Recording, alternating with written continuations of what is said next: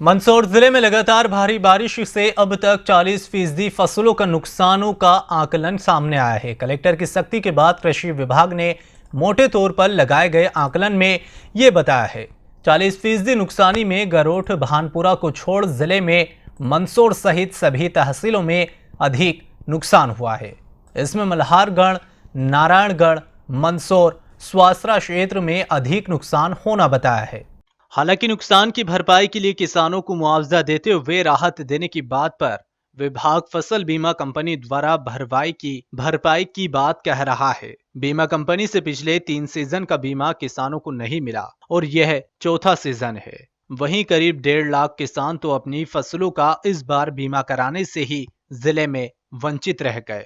ऐसे में नुकसान के बाद बड़ी संख्या में जिले के किसान राहत की आस लगाए बैठे हैं, लेकिन उन्हें सरकारी दफ्तरों से निराशा ही हाथ लगी। पिछले 3 सीजन का बीमा अब तक किसानों को मिला नहीं और चौथे सीजन में फिर से बारिश ने फसल चौपट कर दी और फिर कंपनी की ओर से किसान राशि की मांग कर रहे हैं। अब विभाग से लेकर प्रशासन व शासन स्तर से किसानों को इस बात का जवाब नहीं मिल रहा है कि लगातार बाकी चल रहे फसल बीमा का लाभ आखिर कब तक मिलेगा। इस बार जिले में फसल बीमा की कंपनी बदली गई है। अब रिलायंस कंपनी फसल बीमा का काम कर रही है।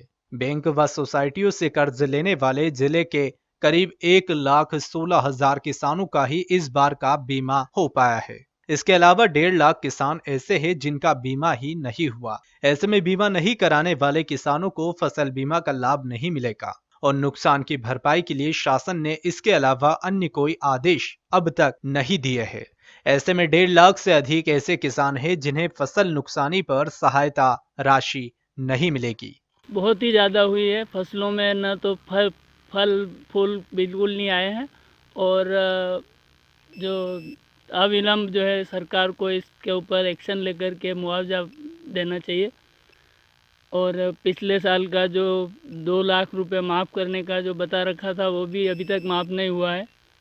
उसको भी तत्काल माफ़ करना चाहिए लोगों की। पूरी तरह से नष्ट हो गई है, जो सामने दिख ही रही है।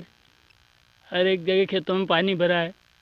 फसल बीमा कंपनी ने टोल फ्री नंबर भी जारी किए थे। इस पर जिले से 7,000 किसानों ने अब तक शिकायत दर्ज करा चुके हैं। ऑनलाइन पर 7,000 के अलावा 500 शिकायतें ऑफलाइन किसानों ने दी है। विभाग ने सोसाइटियों व बैंकों में ऑफलाइन फॉर्म की व्यवस्था कर रखी है। क्षेत्र में लगातार 1 महीने से जो अत्यधिक बारिश हो रही है, उसके लिए रिलायंस बीमा कंपनी को संस्था द्वारा इस वित्तीय वर्ष में जो ऋण की लेन देन की गई थी वो 31 जुलाई को प्रीमियम बैंक के माध्यम से भेजी गई है और रिलायंस कंपनी द्वारा एक टोल फ्री नंबर उपलब्ध कराया गया है।